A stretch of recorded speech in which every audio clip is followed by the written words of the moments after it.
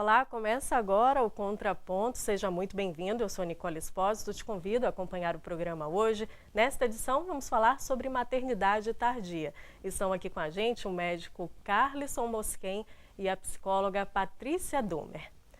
Cada vez mais mulheres têm adiado o sonho da maternidade. Mas se há algum tempo ter filhos com mais de 35, 40 anos era exceção, hoje em dia é mais comum do que se imagina. Mas a gravidez tardia tem uma série de implicações e é sobre elas que a gente vai falar agora. Bom, doutor Carlisson, para começar, o que do ponto de vista médico é a gravidez tardia? A gravidez tardia a gente considera de acordo com a faixa de fertilidade feminina.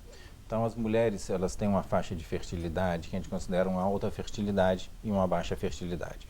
Essa alta fertilidade normalmente vai próximo em torno aí dos seus 35 anos e a partir daí ela começa a entrar num período que a gente considera de baixa fertilidade. Isso porque ela vai, com o passar da idade, diminuindo a quantidade de óvulos e alterando a qualidade.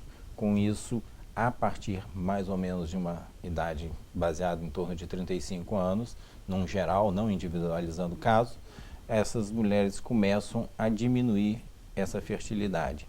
Então ela começa a entrar num período que a gente chama de gravidez tardia, justamente relacionada com a qualidade e a quantidade de óvulos.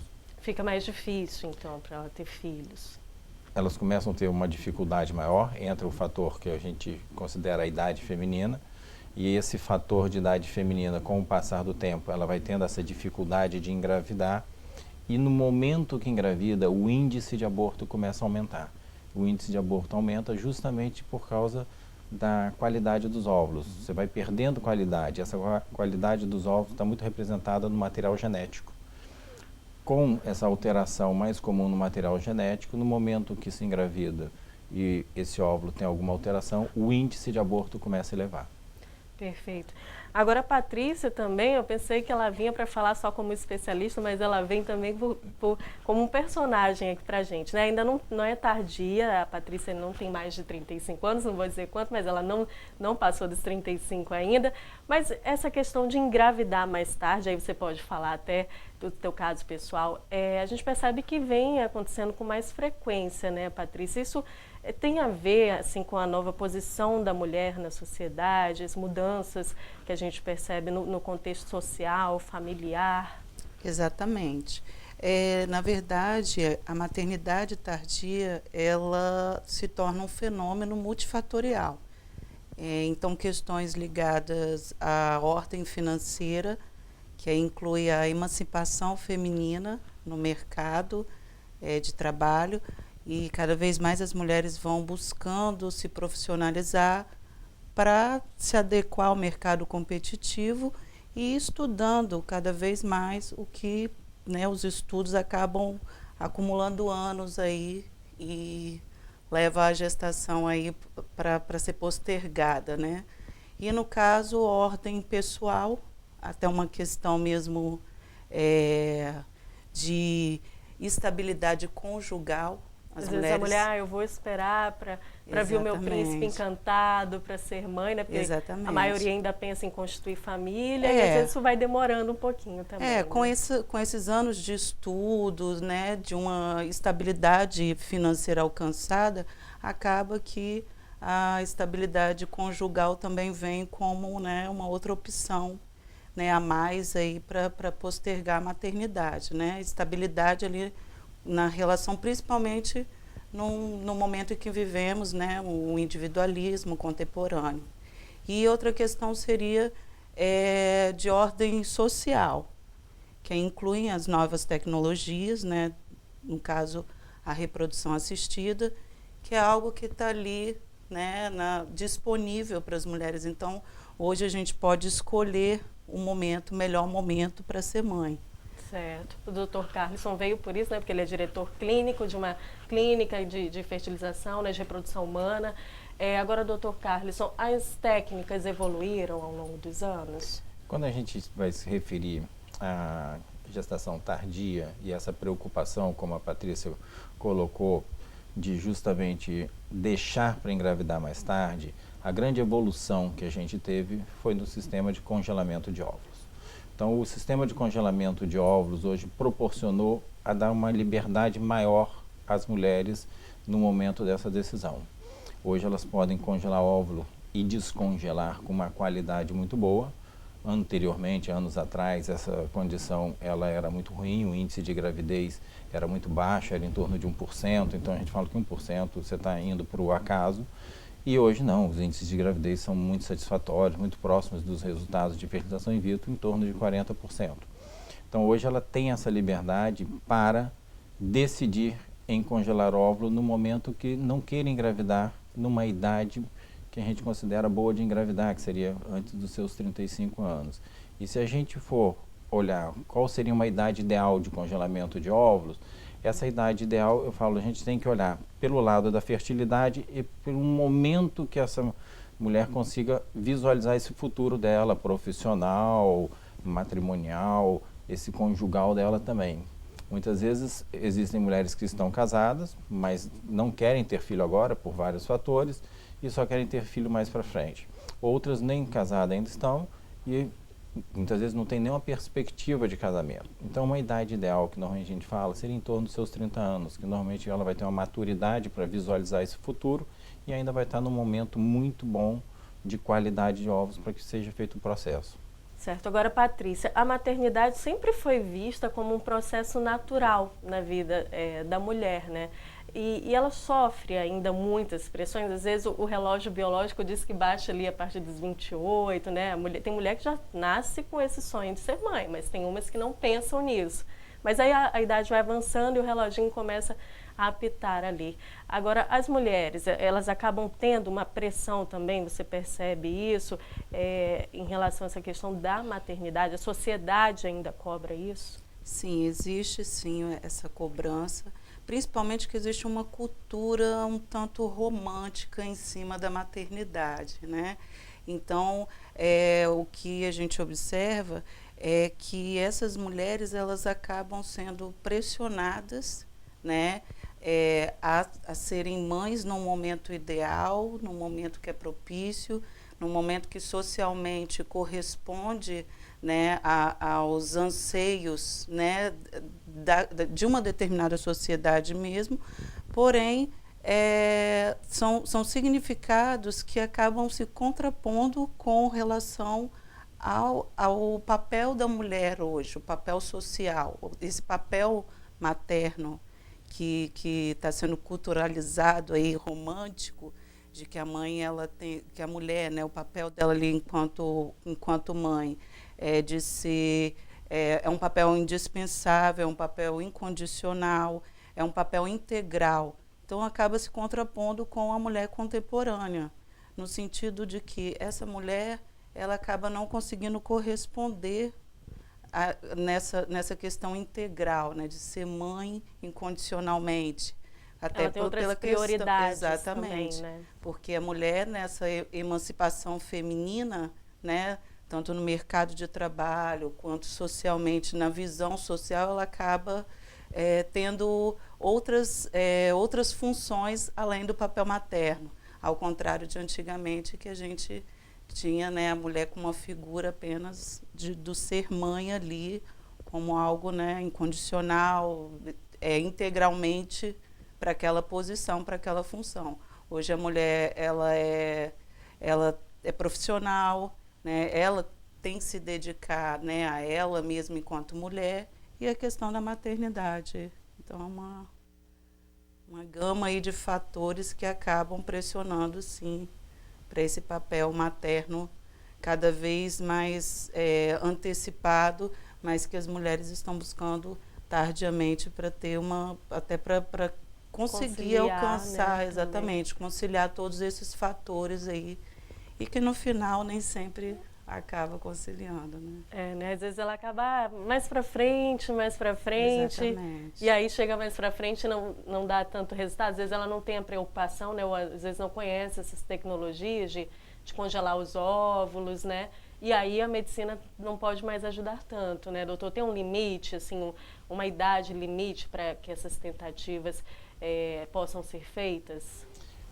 Quando a gente fala de idade, a gente tem que pensar na idade ideal. A gente tem que pensar na idade ideal para que dê bons resultados. Mas, vou te dar um exemplo. Você congelar os óvulos em torno dos seus 30 anos é uma época maravilhosa. Porém, muitas mulheres, às vezes, chegam ao consultório já com uma idade maior, 37, 36, 38 anos, com o desejo de congelamento de óvulos, porque não existe uma perspectiva de gravidez futura. E isso a gente tem que conversar, tem que explicar muito bem a elas que não é mais o momento ideal, que devem ser feitos exames, avaliar essa condição dessa, que a gente chama reserva de óvulos dela. Porém, que ter óvulos de 37, de 38 anos, de 36, por exemplo, é melhor do que ela ter óvulos de 42 anos. Então, isso é uma decisão, na realidade, que você vai tomar junto com a paciente. Ela, na realidade, vai tomar junto com a equipe médica. Digamos, a mulher chega lá com 48 anos tentando engravidar. Nesses casos, pode ser feito algum tratamento? Existe algum impedimento? 48 anos, por exemplo, já é uma idade onde o índice de gravidez natural é extremamente baixo e o índice de gravidez por uma fertilização in vitro, que seria retirar o óvulo, fertilizar, formar o embrião e depois transferir esse embrião para o útero, também extremamente baixa. Então, nessa idade, a gente não aconselha nem fazer a fertilização in vitro, muito menos congelamento de óvulo. A fertilização, só abrindo parênteses, é aquela técnica que vai tirar o óvulo, né, e em laboratório vai ser fertilizado lá. Exatamente, você vai formar o embrião em laboratório para depois colocar esse embrião dentro do útero dessa futura mãe, né, dessa paciente. Então a gente nem aconselha fazer esse procedimento, porque o índice de gravidez é extremamente baixo. A gente fala que não existe 100%, não existe 0% em medicina. Sempre vai existir uma possibilidade, mas ela é muito baixa. Na realidade, chega um ponto que entra um outro tipo de técnica, que já é uma técnica, pensar em utilizar óvulos doados. Aí você já transforma esse índice de gravidez dentro de um padrão normal, de uma fertilização in vitro, que normalmente antes aí dos seus 35 anos, ele é em torno de uns 50%. Então, esse óvulo vem de uma doadora. De uma terceira pessoa. Que vai carregar todas as características genéticas da doadora. Da doadora, exatamente. A mulher, na verdade, seria como uma barriga de aluguel, digamos assim. A gente não considera uma barriga de aluguel. É uma doação de óvulo, onde vai ser fertilizado com o sêmen do marido dessa paciente que está fazendo o tratamento e vai ser colocado dentro do útero dela. Então, ela utiliza, na realidade, um material genético, um óvulo de uma outra pessoa para conseguir uma gravidez. Mas aí já existe um risco, então, para essa mãe? A gente tem, na realidade, dois riscos, um risco materno e um risco fetal. Bom, doutor Carlos, a gente vai fazer uma pausa agora, o senhor explica melhor para a gente sobre esses riscos. No próximo bloco, a gente volta daqui a pouquinho com o Contraponto, hoje falando sobre maternidade tardia. Até já!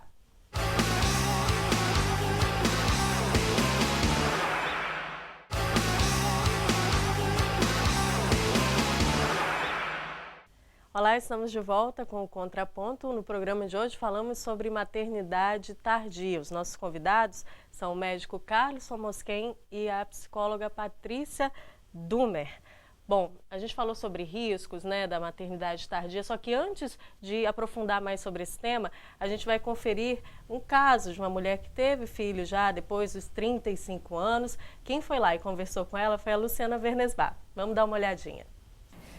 Nicole, eu estou aqui com a Sabrina, que teve uma gravidez tardia, aos 36 anos. E olha, ela não teve uma só não, foram duas de vez. Essa é a Rúbia e essa aqui é a Rovena. Sabrina, você fez tratamento para ter as gêmeas? Não, a gente ia começar a procurar o tratamento, né? Porque já estávamos com 1 ano e 4 meses esperando para engravidar e a gente não conseguia. Mas não precisou, fiz todos os exames para ver se eu ou meu esposo, a gente tinha alguma coisa. E graças a Deus, na hora que a gente ia começar realmente o tratamento, elas vieram. Então não precisou. E eu tenho vários casos, né, de gêmeos na família também. Ah, sim. Então foi natural, minha família toda, minha avó teve e perdeu gestação, minha mãe teve, eu tenho irmãs gêmeas mais velhas. E os meus primos, por parte de pai, também são gêmeos. Então já era um caso de família. Caso de família. E como que era? A cada vez que você ficava tentando, você disse que ficou 1 ano e 4 meses, que você descobriu que não estava grávida? Era um sofrimento, né? Para mim, principalmente, porque era eu que ia gerar, eu queria muito, isso era gritante na idade que eu já estava, né?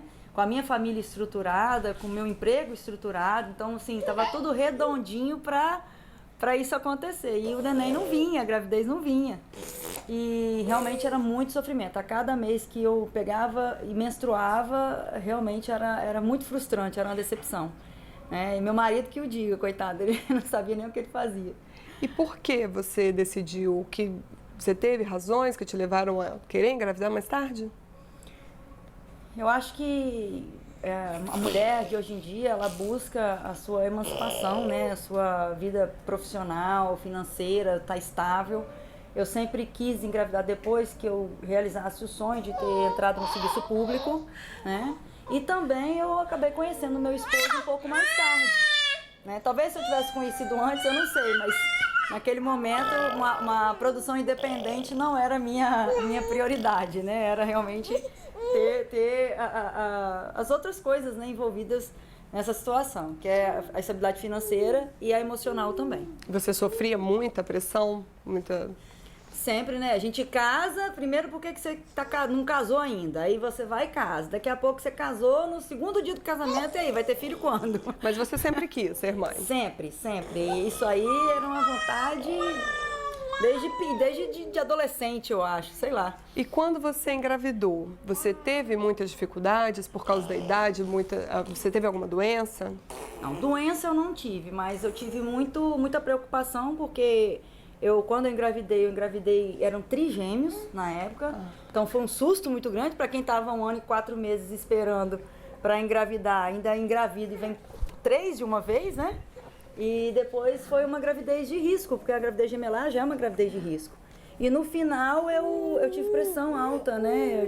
Minha pressão subiu muito e acabou que elas nasceram prematuras, entendeu? Elas nasceram com 35 semanas, que é uma estatística muito alta, mas no caso de gemelar, 50% das chances de você ter um parto prematuro. E ainda com a idade, você falou da diabetes, né? O que acontece muito nessa faixa etária é uma diabetes gestacional ou então o aumento da pressão. No meu caso, eu fiquei muito inchada e minha pressão subiu. No dia que eu ganhei as nenéns, eu estava com a pressão em 16/10. Nossa. Bom, e agora vamos falar de coisas boas. Quais as vantagens de você ser mãe tardiamente?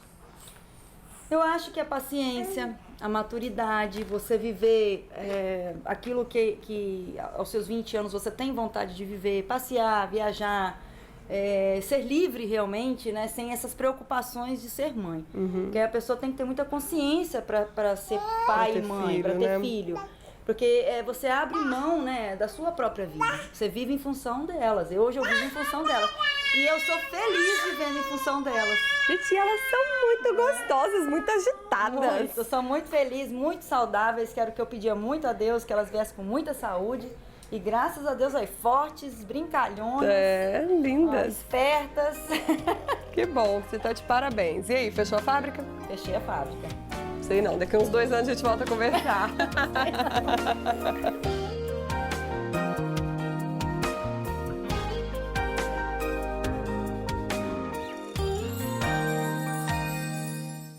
Bom, doutor, a gente viu ali no final, a Sabrina falou, né, que ela chegou a ter hipertensão já no final da gravidez e tal. Quais que são os riscos para as mulheres que têm filhos já depois dos 35, perto dos 40, depois dos 40 anos de idade?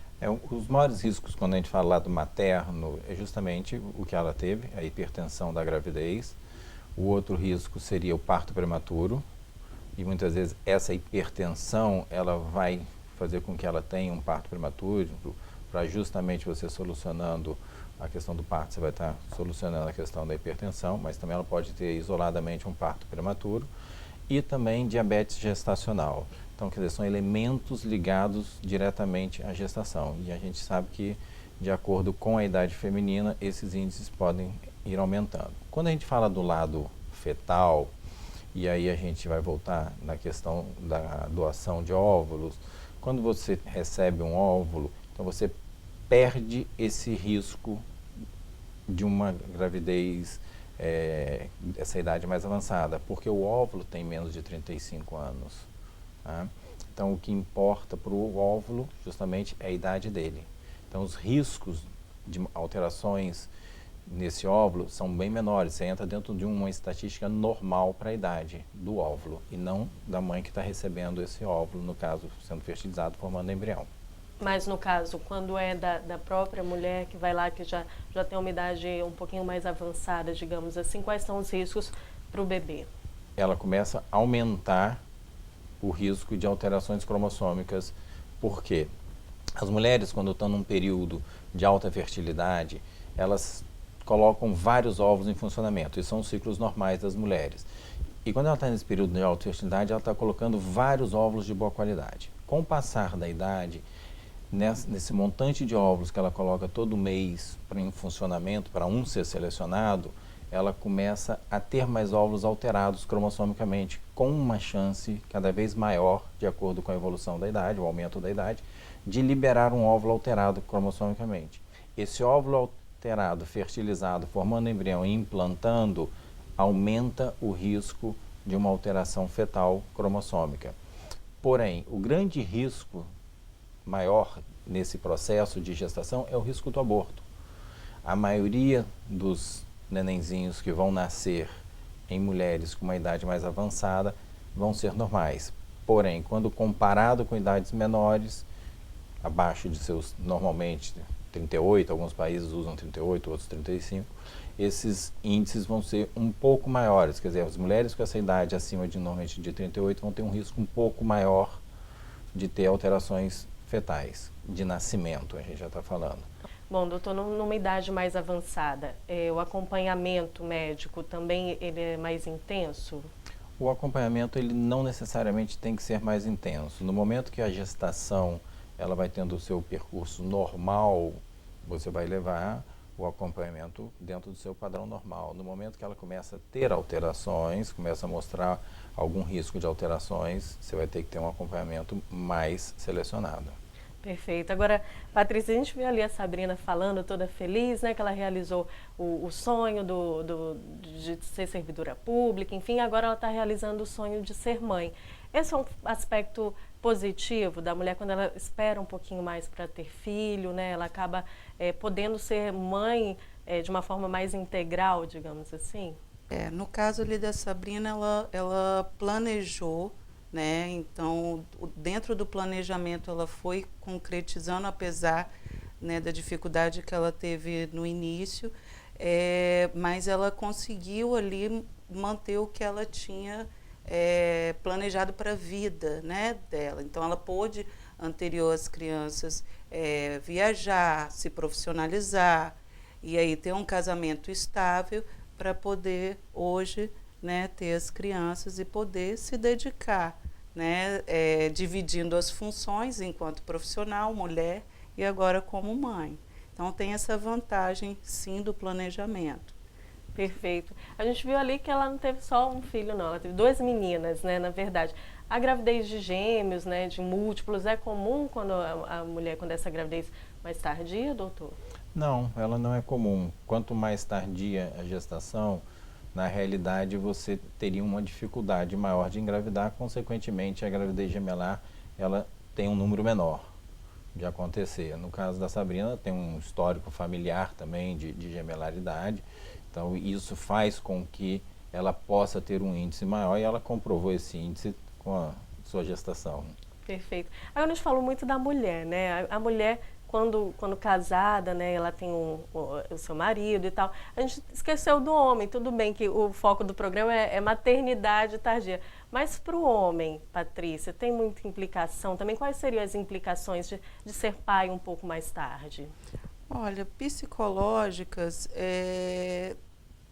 mas na questão da maturidade, né? Acredito que os homens, com a paternidade tardia, podem ter aí uma visão com relação à paternidade um pouco diferente se comparada a uma idade imatura, né? Vamos dizer assim, precoce, que é um rapaz, por exemplo, de 20 anos, que ainda não tem uma estabilidade financeira, que aí entra essa questão econômica que é muito... Ela acaba pesando muito. Ela acaba pesando né? muito, exatamente, na criação dos filhos, exatamente. Filho, né? Então, nesse ponto de vista, no aspecto de maturidade, pode ser sim uma vantagem para o homem a questão da paternidade aí ser um pouco mais tarde. E o que nós assistimos muito nas clínicas são os novos casamentos. Então, muitas vezes, os pais que chegam lá não são pais pela primeira vez. Às vezes a pessoa tem um outro casamento, uma outra relação, exatamente. já um pouco mais tarde quer ter filhos, né? Às vezes o homem e a mulher já estão numa idade um pouco mais avançada. Exatamente. E muito mais assim, né, tem casos, tanto quanto a mulher como o homem, mas o homem aparece ali também com essa, né, entrando nessa sua pergunta da paternidade. Às vezes não é o primeiro casamento, então é um outro relacionamento. E aí a busca por um tratamento também se faz por essa questão, né? Da paternidade não tardia, mas uma nova paternidade num novo relacionamento. Perfeito. Olha, muito obrigada, gente, pelos esclarecimentos de vocês. Agradeço muito o Dr. Carlisson Mosquen, também a Patrícia Dumer por terem vindo aqui, participado do Contraponto com a gente. Obrigada, tá? Obrigado.